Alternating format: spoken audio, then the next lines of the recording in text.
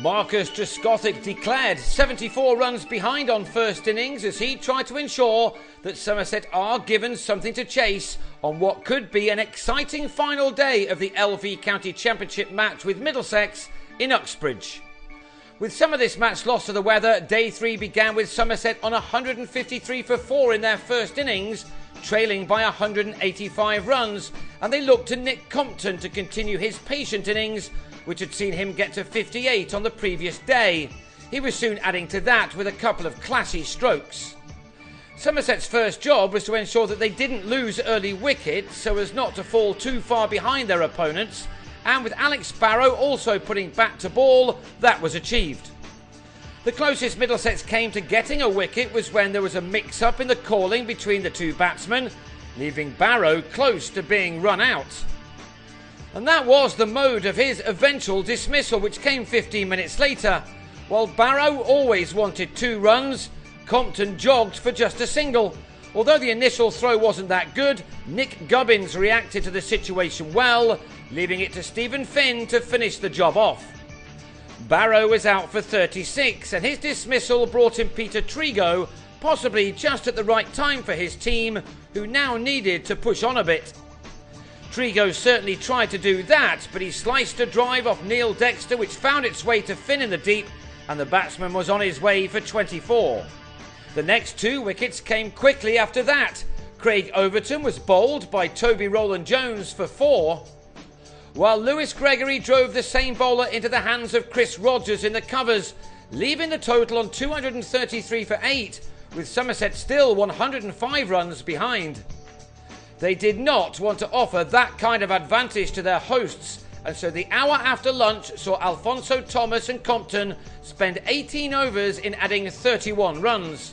Compton had been batting for more than 6 hours when he top-edged a pull off Finn to Tim Murtagh.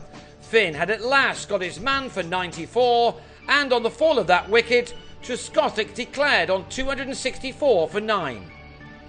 So that gave Middlesex a 74-run advantage. 3 balls into their second innings, Thomas produced a good delivery to have Rogers fishing and edging behind.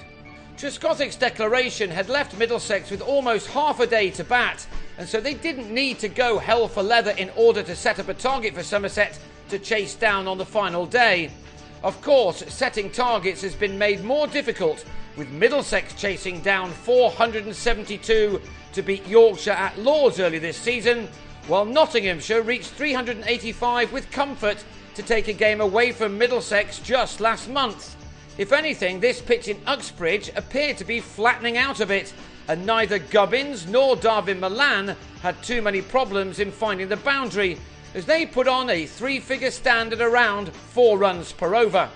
With these two setting off nicely, it was now all going to be about Rogers' declaration on the final morning. It could be a very exciting final day. Gubbins has played his part in this match. He looks a very good prospect indeed, showing again that he can mix a solid defence with some very good attacking strokes.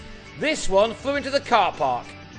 His second 50 of the match and his third in just 4 championship innings came off his 70th delivery when he turned this ball from Trigo to fine leg for his 9th 4 to go with that maximum. The 20-year-old has found life in the championship rather easy so far, and by the end of this day he had his best ever first-class score. Milan, of course, is in a rich vein of form right now, and he looked as if he might add another half-century to his first innings 100 here. But on 48 made from 68 balls, he edged Overton behind with a total on 108 and the lead at 182. The rest of the day saw Gubbins drop anchor at one end, while Owen Morgan looked to express himself at the other one. He got going by driving George Dockrell over extra cover for a 6. He struck 5 fours as well as he made 42 of a third wicket partnership of 61 with Gubbins, who ended the day on 67 after 3 hours of batting.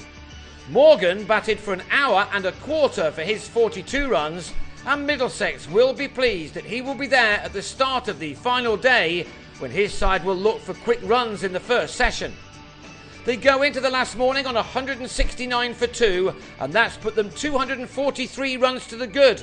Another 100 or so in the first hour and a half will leave a target of around 350 in 75 overs, and that would leave a fascinating finale to a game both sides really need to win to keep up the pressure on the leaders, especially if Yorkshire can finish off Durham in Leeds on Thursday.